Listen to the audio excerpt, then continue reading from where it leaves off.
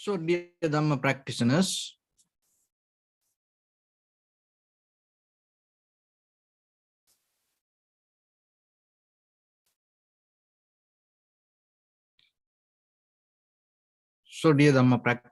this is our ongoing meditation session. And be comfortable yourself and relax your body. So once we get connected the other network, we're ready to start the session for today.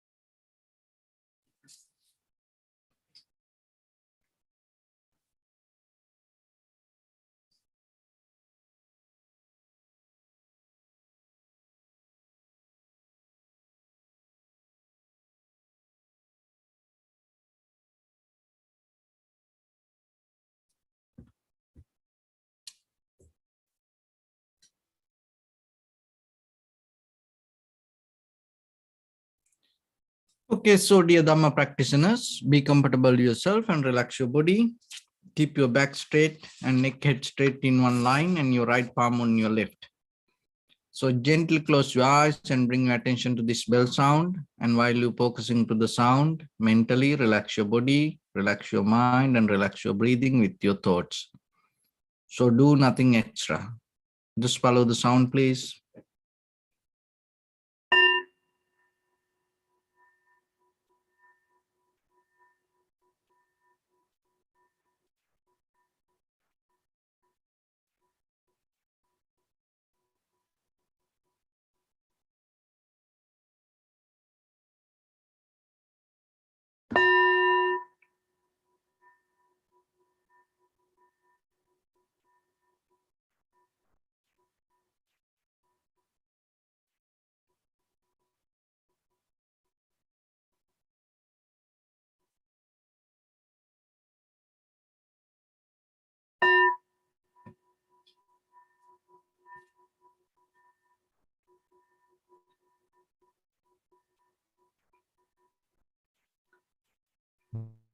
Namo tassa bhagavato arahato samma sambuddhassa.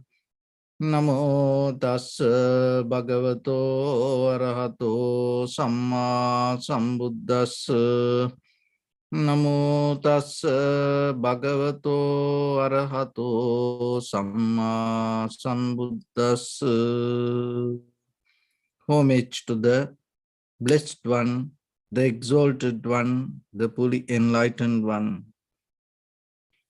So, dear Dhamma practitioners, before we start our practice session, as usual, we'll take few minutes for ourselves to understand how this practice will benefit for us to develop our inner awareness. So when it comes to our practice, and mostly the people say, I am Buddhist and I practice meditation. So what is the relationship with the Buddhism and meditation? Why the Buddhists need to practice meditation? What is the meaning of Buddhist? And mainly people that talk about it with the ism, Buddhism, and also when it comes to meditation. And what is the end result of meditation and how it related to the ism or the Buddhism. So when it comes to Buddhism, it's a very classical word for that is called Buddha Sasana.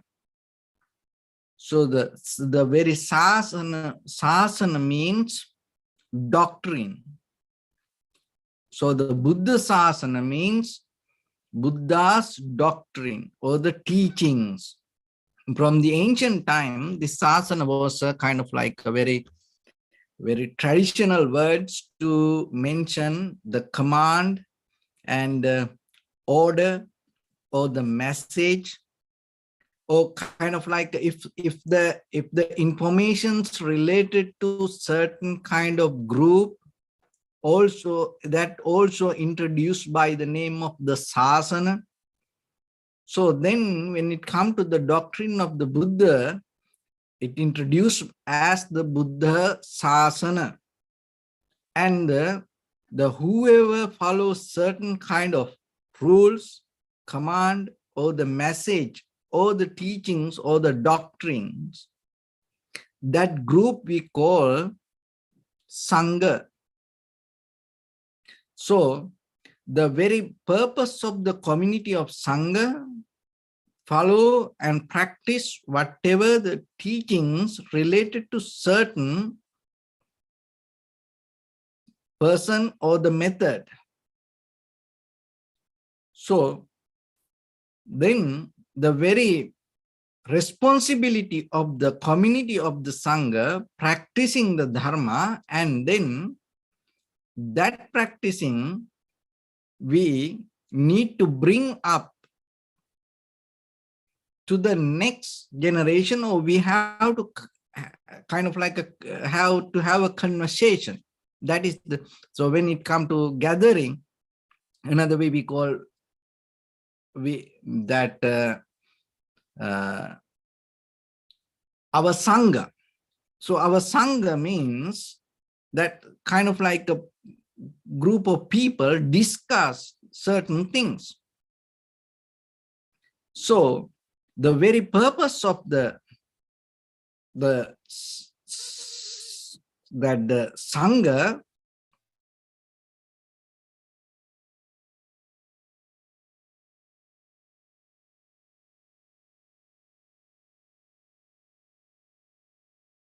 very important, that it is not just talk about some informations about something, but it is about you talk about what you practice. And so that's how the community of Sangha developed, and then that is how this Anusasana, or the very method of this sharing knowledge and wisdom came. So it has a 2,600 years almost, that kind of background history. So when it comes to that, then your responsibility, when someone come to the community of Sangha, your purpose should be get the very authentic message from through the group or the people related to the main messenger or the main teacher. So then your responsibility should be, even though we have a community of Sangha, gain the Buddha's message. Recognize that what the really Buddha taught. Not to caught up with the friends or the community, or the maybe when it come to when you become comfortable with the friends, when you come to the community, when you become so close to maybe some friends, and then you start to believe that person taught. You start to believe that person's opinions. But that doesn't work.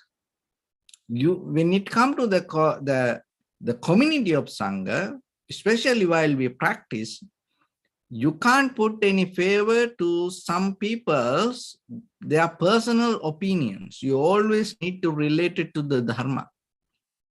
And at the same time, if anyone go out of the main path, then it is your responsibility as a good friend, as a Kalyana Mitra, take that person out of that wrong view and keep it to the right path. So then the both way get the benefit. So then that when you go to the Buddhas, the message, that message, it's not a kind of like the doctrine itself not can digest by each and everyone in the same level. So that's why in a different ways that the Buddha introduced this Dharma. So then you have to be very careful regarding when once you start to practice, you have to know this, the systematic doctrine, and how according to the person that how the Buddha introduce it as example. For some people, Buddha used to talk about as the main pillar for the enlightenment, generosity. So then, so it's kind of like the beginning point. And Buddha didn't talk about meditation. And the Buddha didn't talk about kind of like Four Noble Truth. And he talked about generosity, dana. Another one is precepts, regarding kind of like a 5 precept, 8 precept, 10 precept. So how that kind of is like the sila. So through the precept, how you develop your liberation, but it is not for each and everyone, for certain people. And then the Buddha, for some people, directly Buddha talk about benefit of renunciation, going away from things, getting out of completely void. It's a little bit different, and especially for household, people, that the generosity and precepts, it's kind of like they can handle it. But renunciation is a little bit deep and it little bit more advanced. But at the same time, once you start the path with the generosity or the precepts, or that in that way, little by little, you are capable to understand the very behavior or the very nature of you. So that is where the Four Noble Truth comes. In that Four Noble Truth, what's the main thing what the Buddha taught is the suffering. So the suffering means here this unsatisfactory nature. That unsatisfactory nature has deeper layers, different layers. So the one is the very conventional level of the lifestyle. Jatipi dukkha, jarapi dukkha, vyadipi dukkha, maranampi dukkham, piye vipayogo dukkho, apiye sampayogo dukkho, yam pinchang nalabati tampi dukkhang, sankichena panchupadana kanda dukkha. So it's that the jatipi dukkha is kind of like the birth itself is suffering. Why it's come to that level? Because we come to a birth. There is a reason. We have unfinished job. That's why we come to another life. If we've completely finished that our mission, there is no comeback. So then, in a very conventional level, people see the birth, and the people kind of like they can see it, they every day appreciate it.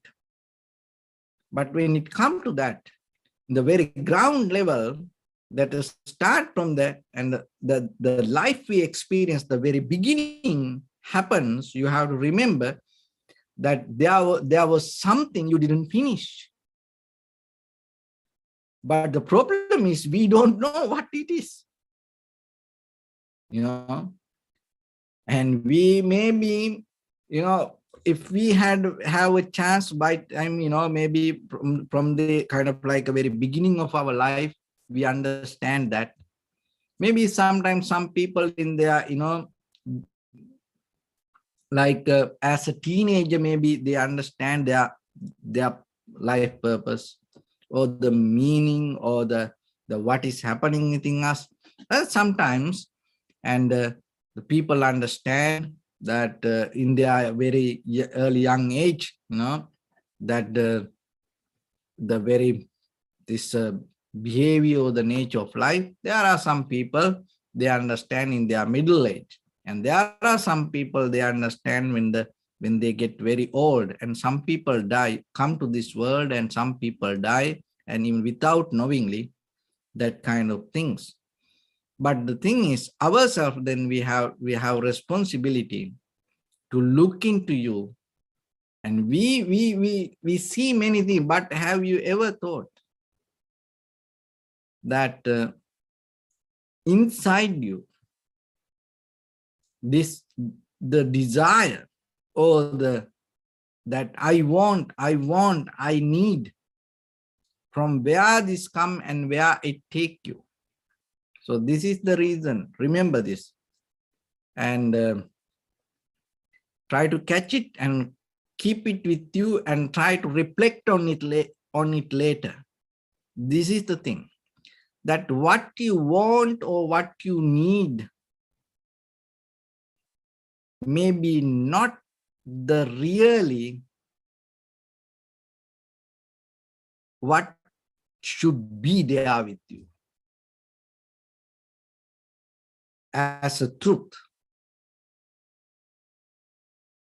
Maybe we say, I want it, and it mostly kind of like a this conventional dualistic mindset bring us, oh, I want it. And sometimes our emotions bring the desires, and then we think we need it. But when it comes to the real truth, that you are far away from this all, and this your real truth has a capability to have a different kind of life. So, and sometimes in this very life, that with the birth, and not only the birth, after that, moment by moment, that whatever happened with us, and sometimes we go away from that deeper truth related to the beginning point, and we go away from it, and we caught up with some different things. And sometimes people create some kind of needs, and their whole life spend for that. And sometimes people create some kind of wanting mind, wanting lifestyle, and then their whole life go with it. So how then you can get into the truth? How you can find the real truth within you? So that's why you need meditation. So, and it's a kind of like a systematic development and a renunciation and recognizing this suffering, how we deal with the life. And other thing is another way that what is this suffering? One is the attachment to this ordinary lifestyle and maintaining it according to others' opinions and according to the environment, so the tradition, the culture, and disconnecting from our inner truth. And another suffering is that not understanding the reality. So, and another suffering means, and deeply more advanced level of suffering is clinging to our 5 aggregates: form, feeling, perception, volition, and the consciousness. So in that deeper level of suffering, recognizing the very behavior or the nature of suffering, you can't, this is very important, remember this, you can't get it by words, or you can't understand it by conversation, or you can't understand it by reading books. It's a totally different way of developing a method or the wisdom. And that's found by the Buddha. It has the kind of like it has a way that little by little developed before the Buddha. It is not, there's nothing come suddenly that come to one person.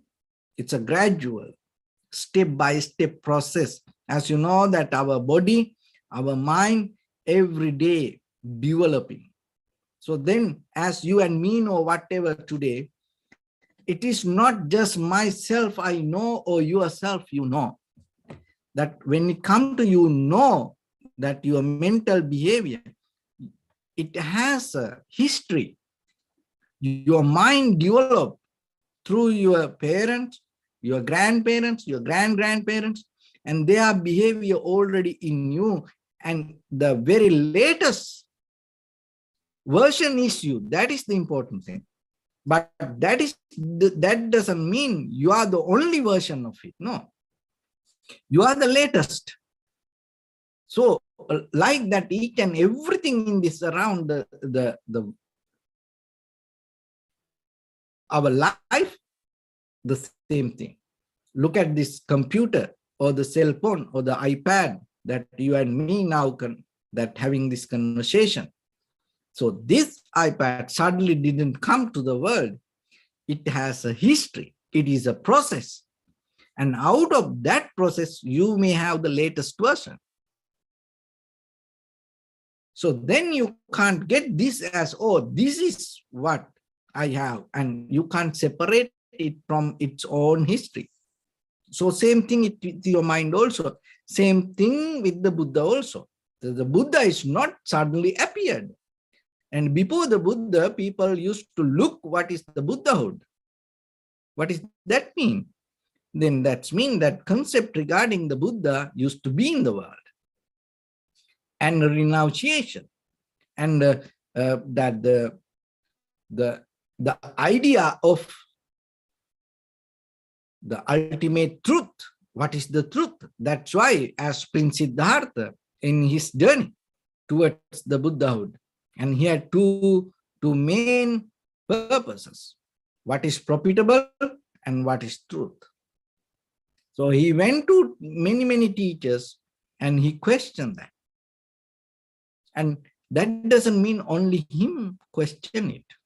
He was a part of it. But the thing was, he is the one who came out of that entire system and found out the very pinnacle of this journey. So that is the enlightenment. So when it comes to that, the very behavior, the very mental attitude that he had to have that breakthrough threshold, to move from this level to that level, from ordinary way of reasoning and understanding, transform to completely different way of reasoning and understanding. So your responsibility should be recognize that rather than just follow the ordinary way, because that what you and me, use that the method to learn these things and practice meditation, and then this is very old. And you and me, it's not a method that we should go backward. No, it is not that. The very mistake most of time we try to we try to look and see what happened during the Buddha's time, and how during the Buddha's time, how they used to do that thing. And maybe you start to do the same thing. No, you can't do that. Because the very principle of the life, according to the Buddha's doctrine, cause and effect. So you are very result of the cause and effect, causation. So then, if you are capable to tune according to the very moment of the environment and understand how things come to be, that is the method of the Buddha's doctrine. Not whatever that exactly follow or start to repeat same like that during Buddha's time. And then other thing is that is the ordinary lifestyle. And when it comes to the mental practice, how the doctrine of the Buddha became totally different than the others' teaching. One of the major reason is the most of time people used to look and depend and believe there is something beyond us. That is what take the final decision, not you. So then you develop certain qualities, but the final decision come out of maybe some higher power or something. Or maybe if it is something happen in you, maybe you just surrender to it without knowingly what it is. So as example, just imagine you keep practicing meditation. And you keep practicing meditation. One day you feel so calm, you feel so relaxed, and that is the first time that you felt that kind of feelings. And it's kind of like you floating, and that the kind of like you feel like you are in the middle of the cloud, and then you afraid to look into this experience. Why? Because you so like it, and then you don't want to disturb it. You just hold, oh, wait, what will happen? You fall into that, rather than becoming mindful and observing thoroughly what this is, how this can happen, why this experience come to me. You just fall into it. You don't want to get out of it. So, but when it comes to the vipassana, it's not like that. You are not become unconscious, or you are not become mesmerized by your own practice. You become mindful. Your mindfulness bring the total clarity or the understanding regarding the moment that you experience, and the moment of experience, you not clinging as you. You recognizing that whatever you experience come as a result of cause and effect. So when it comes to the suffering, remember, then in ordinary life, people may talk about many things, clinging, and maybe regarding this outside world, we have attachment or kind of like that. But in a deeper, very advanced level of suffering, what is that? Sankitena panchupadana kanda dukkha. This all suffering is suffering. The change is suffering. And getting old, getting sick, dying is suffering. All our loved ones, go away from us, suffering. Maybe we have to live with very, that the difficult people, it's suffering. And sometimes what we hope, what we want doesn't work, it's suffering. But out of that all, the ultimately from the bottom line, that other thing, sometimes people, that's why, people try to fix these things, believing, oh, getting sick is suffering. So then we have to find medicine and we have to stay healthy. Then you get out of suffering, And people think, oh, when you become so healthy, you are not suffer. No. And some people believe, oh, if you don't die early, and if you don't, kind of like, if you can live long life, and there are some people spending billion dollars still, there are a lot of labs and try to find out something, just little bit push this life forward, maybe 1 month, 1 year, to put forward. And just imagine, one day they may find out 1,000 years you can live. And then they come and they can say, oh, now we are not suffer. Why? Because I'm not going to die. But that is a very, it's a kind of like you play with the sand castle. So the deeper level, there's no way that you can escape from this, the very principle of the Buddha's doctrine, which we call the suffering. What is that? Sankitena panchupadana kanda dukkha. So what does that mean? The form, feeling, perception, the volition, and the consciousness, that entire the system that you experience as you itself, you deeply attach to that. That remember that it's the form is not suffering, the feeling is not suffering, and the perception is not suffering, and the volition is not suffering, consciousness is not suffering. Don't misunderstand that. So that's why there are a lot of sometimes there are a lot of people misunderstand. They think, oh, form is suffering. Form is not suffering. Form is a very natural process of cause and effect. Feelings not suffering.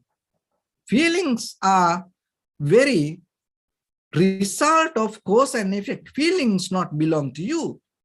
And you don't know how the feelings arise. And you don't see that from where the feelings arise, and you don't know how the feelings disappear. And see, if the feelings are you, why people can't hold the feelings? People can't hold feelings. And the perception, people can't hold perception. People, the itself, the life arises because of the perception. So the perception is the very result of cause and effect. And the volition is not you. And volition, then a lot of people think volition bad. The volition not bad. So volition is the very result of cause and effect. And the consciousness. And sometimes people try to separate this consciousness and try to understand it separately and kind of like take it independently, and you hate the form, feeling, perception, volition, you destroy it, and you can, if you can, you will send the missiles, And if you can, you will put the atomic bomb to that all, but you ready to worship the consciousness. You can't do that. Why? Because the consciousness is a very result of this all. So then when you say, oh, be conscious, what does that mean? Can you be conscious without form, feeling, perception, volition? No, you have to bring all together. And at the same time, so what is the suffering then? The suffering means that we have a deeper attachment, hold it to repeat the same again and again and again by thinking and holding form, feeling, perception, volition, and consciousness. So that is what suffering. Repetition of it, or the attachment towards the form, feeling, perception, volition, or the consciousness is suffering. Not the form, feeling, perception, volition, consciousness suffering. Attachment towards it's happening. So then how the attachment come? How this attachment so strong? So the attachment become with the 5 aggregates, it becomes strong as a result of repetition. So the repetition can happen in 3 ways, as a bodily action, verbal action, and the mental action. So somehow when the repetition comes, what happens? It empowers. The growth happen again and again and again. So then when it comes to meditation, what happens? You completely stop the repetition of 5 aggregates: form, feeling, perception, volition, and the consciousness. So then what happens? You just start to observe, which we call sati, or the awareness, and another way we call the mindfulness. So you become mindful regarding what? This is a very important place. You have to be mindful regarding form, feeling, perception, volition, and the consciousness. If you become mindful regarding the form, feeling, perception, volition, and consciousness, the repetition not going to happen. When the repetition not going to happen, what happens? Your suffering going to end. So that is how you get out of the suffering. So this is a very kind of like advanced level of practice. So meditation means you develop this method step by step, step by step.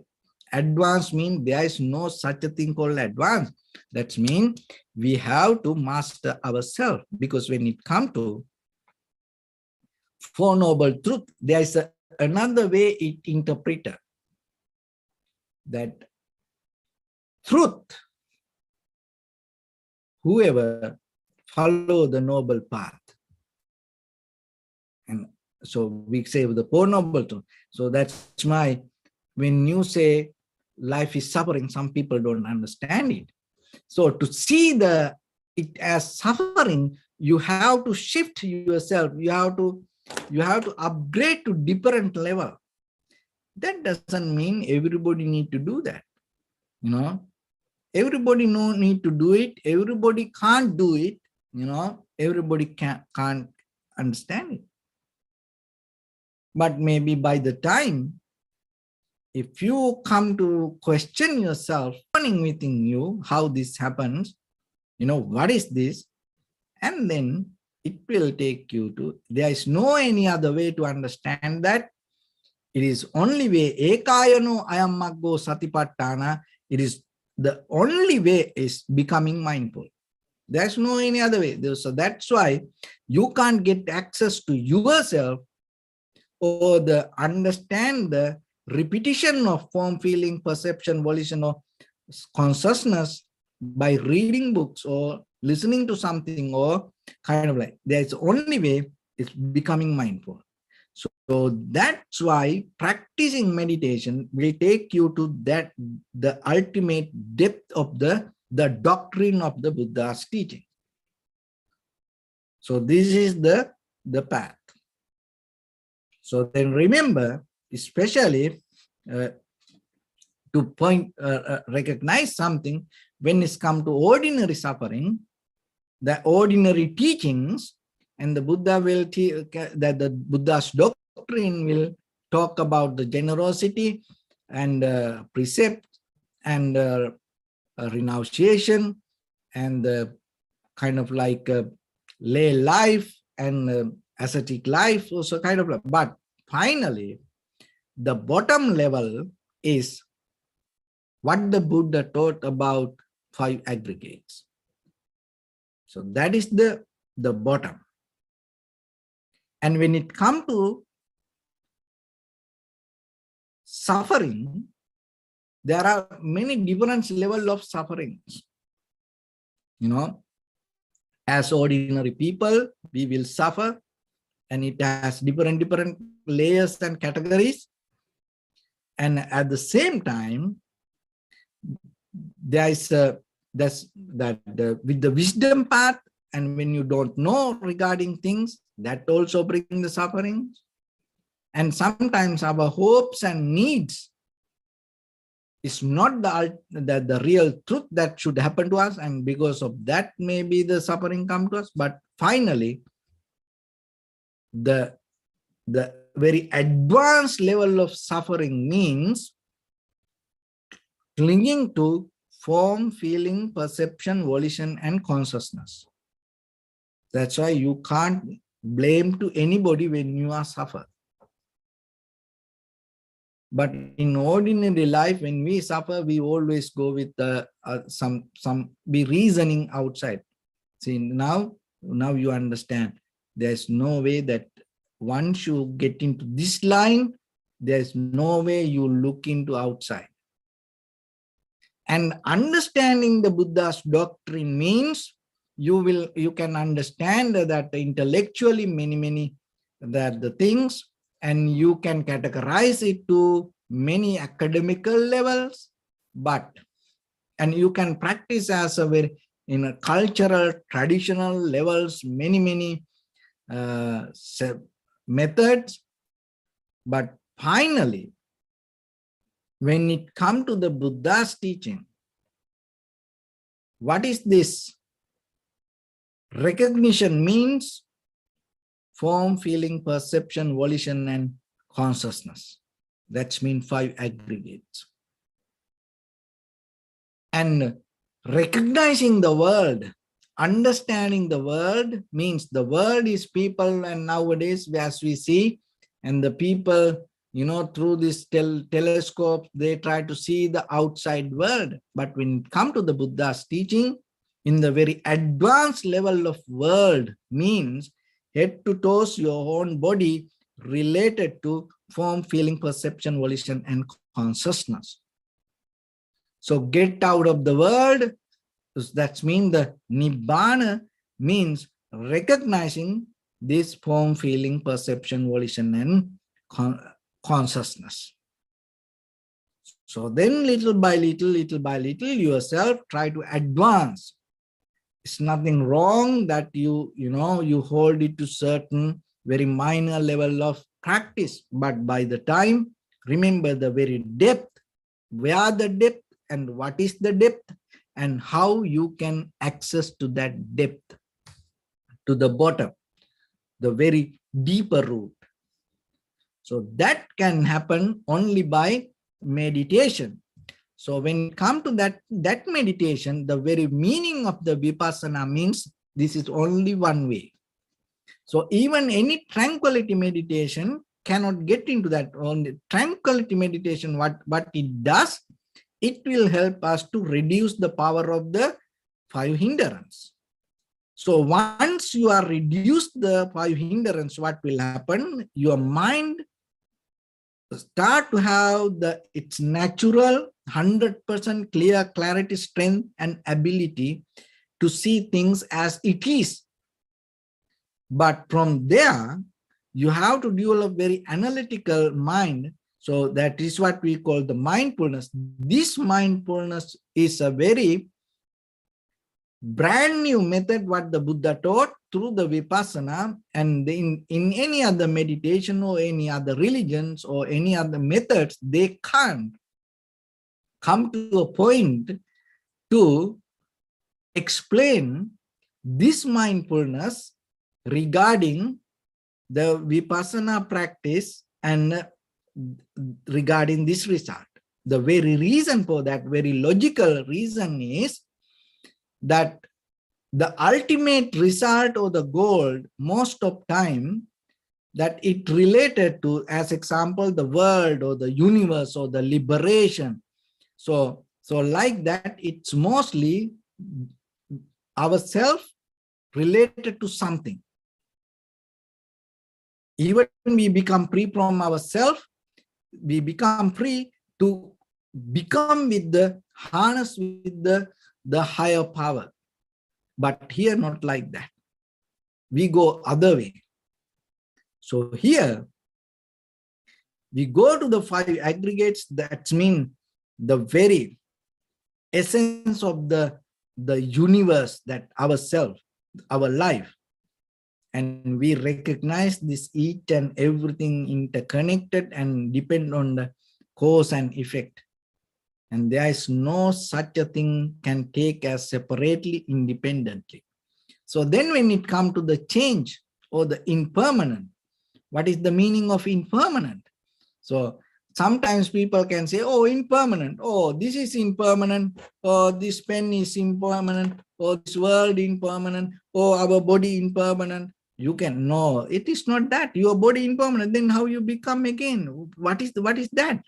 So what is then in the depth of the impermanent pain? Impermanent of the form, feeling, perception, volition, and the consciousness. To see that, you have to come to practice this mindfulness. And that is the very depth of this whole practice. So then remember to advance yourself and your wisdom, your knowledge, your background with the practice, and the way you focus to things.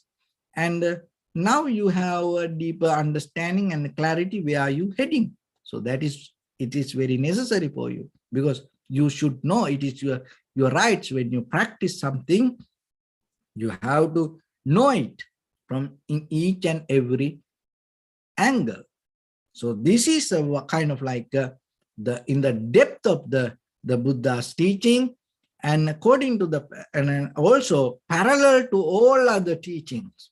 Why the Buddha mentioned ekayano ayamaggo satipatthana?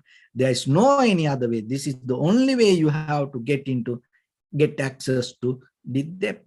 This. So try yourself to become very clear with this, and that will help you to, when it comes to practice, and your awareness, your tranquility state, your focus, your strength, that everything come together, and out of that you may get the good result. So with that, let's get into practice a little bit now.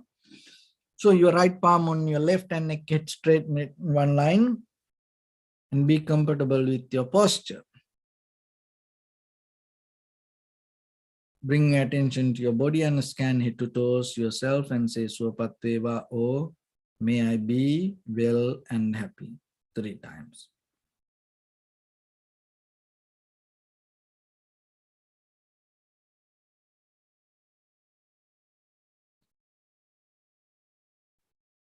And take a moment and think. We gathered here in this moment to practice this ancient meditation technique. All the Buddhas, all the enlightened masters followed this path and achieved wisdom. So we also gathered here to accumulate that knowledge. In this moment, with this sitting, may my body become more comfortable, may my breath be more smooth, may no difficulties come to me, may all the success come to me. Also think for a moment This is the last moment we're spending in this very lifetime. And detach your mind from all your past memories and as well as any kind of future thoughts. Just try to remain in the present moment, observing the sensation of your inhalations and exhalations.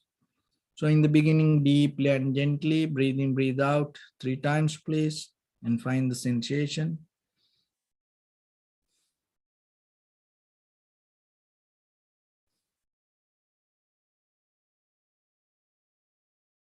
And allow your inhalations, exhalations happen itself.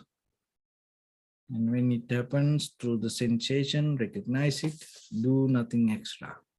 So allow everything to settle down as it is.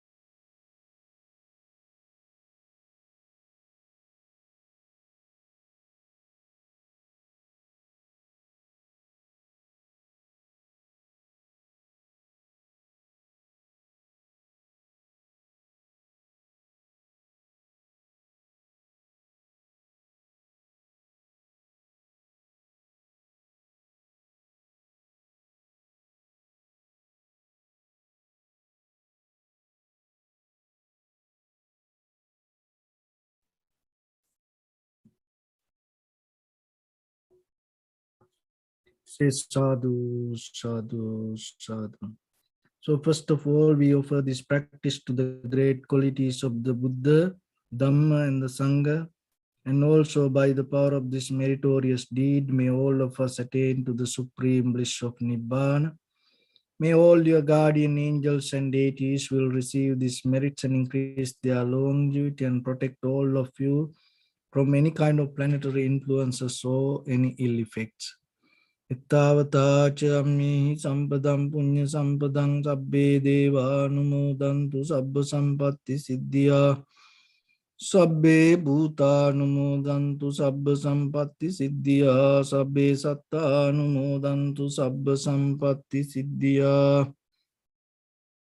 Imaya Dhammanudhamma Patipattiya Buddham Pujemi Dhammam Pujemi Sangham Pujemi Addaya Imaya Patipattiya Jati Jara Vyadi Maranam Ha Paribunjisami Idam me punya kammang asavakkaya vahang hotu sabba dukkha pamunchatu. Bless you.